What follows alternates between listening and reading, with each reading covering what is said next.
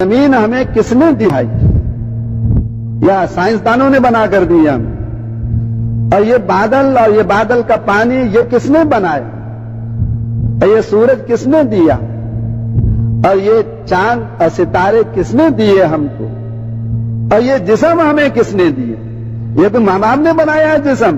اگر ماں باپ بنانے والے ہوتے تو مرضی سے بناتے رہتے، 5 لڑکے 5 لڑکیاں، 4 لڑکے 4 لڑکیاں، کہیں اولاد ہوتی نہیں ہے، کہیں لڑکے ہی ہوتے جاتے ہیں، کہیں لڑکیاں ہی ہوتی جاتی ہیں، کہیں مخلوق بارش برستی ہے۔ تو یہ دینے والا کون ہے؟ یہ اللہ دینے والے ہیں۔ اللہ دیتے ہیں اور ہر ایک کو دیتے ہیں، ہر ایک کو دیتے ہیں۔ اللہ دینے میں بہت بڑے، اللہ دوستوں کو بھی دیتے ہیں، اللہ دشمنوں کو بھی روزی دیتے ہیں۔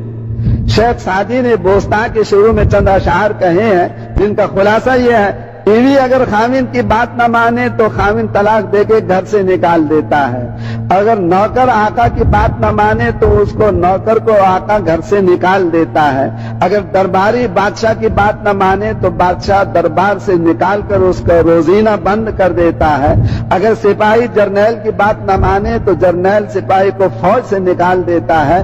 ہر ایک نافرمانی پر دوسرے کو دینا بند کر دیتا ہے، ولیکن خداوند بالا و پست بعیسیاں برکسے در رزق نبست۔